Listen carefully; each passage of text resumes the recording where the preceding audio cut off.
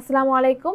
আজকে আমরা অধ্যায় ৫ এর যে এমসিকিউ রয়েছে আমরা টাইপ ১ থেকে স্টার্ট করব। তো দেখো আমরা টাইপ 1 এর প্রথম প্রশ্ন কি দেওয়া আছে, কোনটি মাইক্রোনিউট্রিয়েন্ট।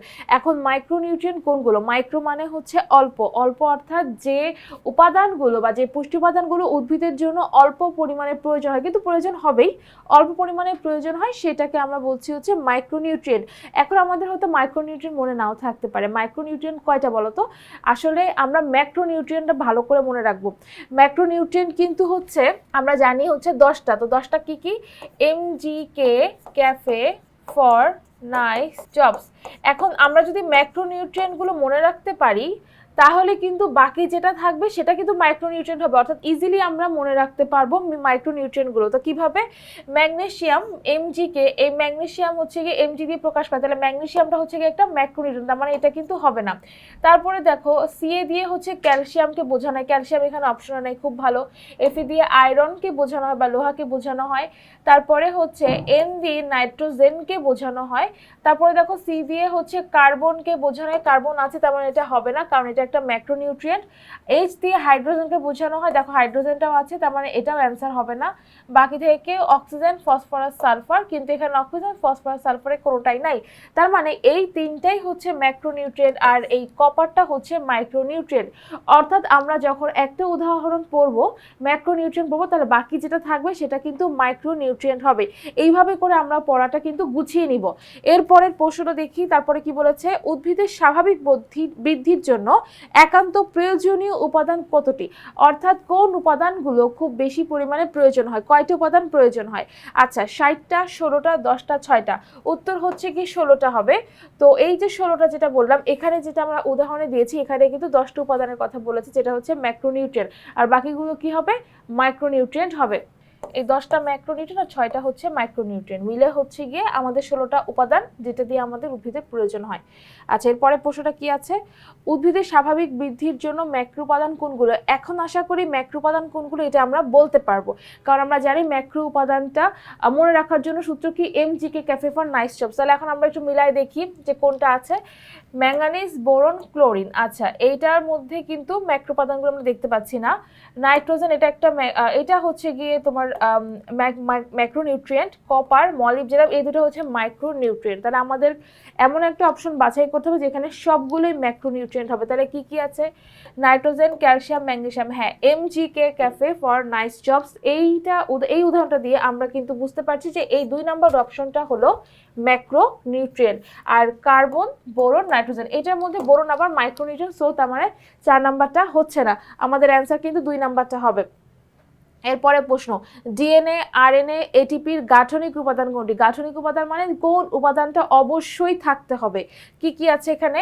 ম্যাগনেসিয়াম আছে, আয়রন আছে, আবার হচ্ছে গিয়ে তোমার কি আছে, এটা পটাশিয়াম আছে, ফসফরাস আছে। আচ্ছা, যদি আমরা ডিএনএ আরএনএ পড়ে থাকি 12 নম্বর অধ্যায়, তাহলে আমরা সবাই খুব ভালো করে জানবো ডিএনএ আরএনএ এর একটা অন্যতম উপাদান হচ্ছে গিয়ে ফসফরাস। ঠিক আছে, ফসফরাসটা অবশ্যই লাগবে। আর এই যে এটিপি আমরা যে নামটা দেখতে পাচ্ছি, এটিপির ফুল নেমটা যদি মানে আমরা ভেঙে বলি তাহলে কি দাঁড়াচ্ছে? Adenosine triphosphate. তার মানে এখানে কিন্তু ফসফরাস অলরেডি আছে, তার মানে গাঠনিক উপাদান কোনটা হবে? একদম নিঃসন্দেহে আমরা চোখ বন্ধ করে কোনটা দাগাবো? ফসফরাস দাগাবো। এরপরে প্রশ্ন দেখো, বায়বীয় নাইট্রোজেন সংবন্ধনের জন্য ব্যাকটেরিয়াকে সাহায্য করে কোন মাইক্রোনিউট্রিয়েন্ট? তার মানে এমন একটা মাইক্রোনিউট্রিয়েন্ট যেটা হচ্ছে বাতাসের নাইট্রোজেনটাকে সংবন্ধন করতে সাহায্য করে। কোনটা? এই যে মাটিতে যে ব্যাকটেরিয়াটা থাকে, বাতাসের যে নাইট্রোজেন, সেটা কিন্তু সরাসরি উদ্ভিদ গ্রহণ করতে পারে না, সেটাকে মাটির সাথে সংবন্ধন করার জন্য ব্যাকটেরিয়াকে একটা মাইক্রোনিউট্রিয়েন্টের সাহায্য করতে হয়। সেটা কোনটা? সেটার অ্যান্সার হচ্ছে কি মলিবডেনাম। তোমাদের বইতে ডিরেক্টলি এটা দেওয়া আছে। তোমাদের যাদের এই পড়াগুলো খুব কঠিন লাগে বা পড়াগুলো হচ্ছে মনে থাকে না, কষ্ট করে একটু বইতে হাইলাইটার দিয়ে দাগিয়ে রাখবে যাতে এই এমসিকিউগুলো কোনোভাবে মিস না হয়। এরপরে প্রশ্নটা দেখো, আর তোমরা যখন এমসিকিউ বইটা পাবে তখন তোমরা বুঝতে পারবে যে যেগুলো লাল কালি দিয়ে দাগানো আছে সেগুলো মোস্ট ইম্পর্টেন্ট, এগুলো পরীক্ষায় আসার মতো প্রশ্ন। যেগুলো টুইস্টার, যেগুলো ওয়ান স্টার, সেগুলো কিন্তু আলাদা কালি দিয়ে তোমাদেরকে নির্দেশ নির্দেশ করা হচ্ছে, যাতে তোমরা খুব ভালোভাবে বুঝতে পারবা, আলাদা করতে পারবা, ঠিক আছে, কোনটা তোমাদের ভালো করে পড়তে হবে, কোনটা হচ্ছে কি তোমাদের একটু কম পড়লেও তোমরা পারবা, মানে কোনগুলো আসার সম্ভাবনা অনেক বেশি।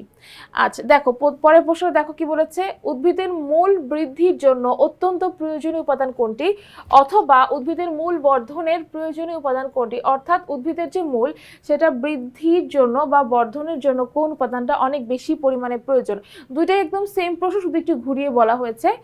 ক্যালসিয়াম, পটাশিয়াম, ফসফরাস নাকি আয়রন। তোমাদের বইতে লেখা আছে ফসফরাসের একটা অন্যতম কাজ হচ্ছে, গুরুত্বপূর্ণ কাজ হচ্ছে উদ্ভিদের মূলটা বৃদ্ধি করতে সাহায্য করে। তাহলে অ্যান্সার হচ্ছে কি 3 হবে।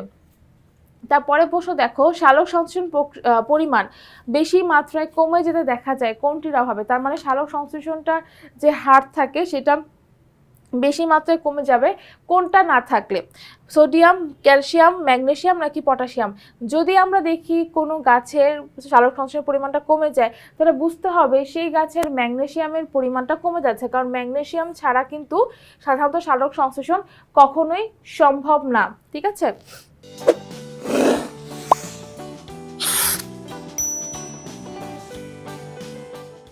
আচ্ছা এরপরে প্রশ্ন দেখো কি বলেছে, ক্লোরোফিলের প্রধান উপকরণ কোনটি, অর্থাৎ ক্লোরোফিল তৈরি হয় কোন কোন উপাদান দিয়ে। এটা বোঝার জন্য আমাদের একটু সংকেতটা শিখতে হবে। সংকেতটা কি, কার্বন 55, তারপরে হচ্ছে H72, ম্যাগনেসিয়াম, নাইট্রোজেন 4, অক্সিজেনের হচ্ছে 5টা অণু। এটা হচ্ছে ক্লোরোফিল এ এর সংকেত। এখন ক্লোরোফিল দুই ধরনের, ক্লোরোফিল এ এবং ক্লোরোফিল হচ্ছে বি।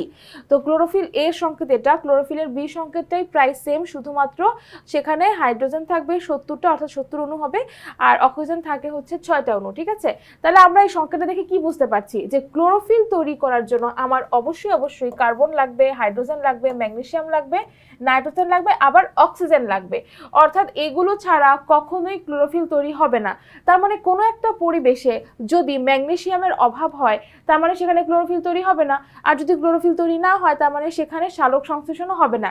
এখন এইটা বোঝার জন্য দেখো, তোমরা একটু আগে একটা প্রশ্ন পড়েছিলাম, মনে আছে কিনা, এই যে দেখো সালোক সংশ্লেষণের পরিমাণ বেশি মাত্রায় কমে যেতে দেখা যায় কার অভাবে।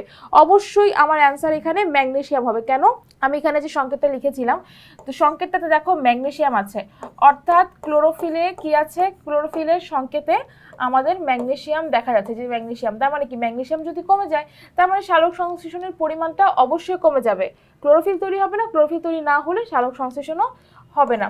তার মানে সবগুলো কিন্তু কানেক্টেড, ঠিক আছে। অর্থাৎ ক্লোরোফিলের প্রধান উপকরণ এখানে কোনটা হবে, এই অপশনগুলোর মধ্যে ম্যাগনেসিয়াম হবে এবং নাইট্রোজেন হবে। যেহেতু বাকি কোনোগুলোর কথা বলা নাই, তার মানে আমার অ্যান্সার কিন্তু 2 হবে, এবং এটা সারা জীবন মনে রাখবো, এটা অনেক ইম্পর্টেন্ট একটা প্রশ্ন।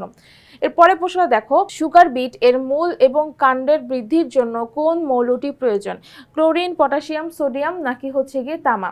সুগার বিট কি, সুগার বিট আমরা যে বিট জাতীয় যে সবজিগুলো দেখতে পাই সেগুলো হচ্ছে সাধারণত যখন এগুলো মাটির নিচেই হয়, তবে এগুলোর মধ্যে যখন প্রচুর পরিমাণে হচ্ছে স্টার্চ জমা হচ্ছে, সেটা কিন্তু মানে সুগার বিটগুলো মূলত এখান থেকে চিনি সরবরাহ করতে পারে, এগুলো একটু মিষ্টি টাইপ হয়। তো এটা বৃদ্ধির জন্য কোন মৌলটি প্রয়োজন, অবশ্যই ক্লোরিন প্রয়োজন, ক্লোরিন হেল্প করে, ঠিক আছে। এবং এটা তোমরা বইতে দাগ দিয়ে রাখবা, এটা কিন্তু অনেক ইম্পর্টেন্ট একটা এমসিকিউ।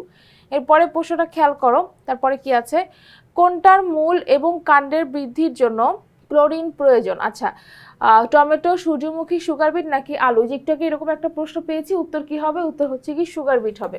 তাহলে টাইপ 1 এর কোর্স এগুলো এখানেই শেষ করছি। আশা করি তোমরা ক্লাসটা করে অনেক বেশি উপকৃত হয়েছো।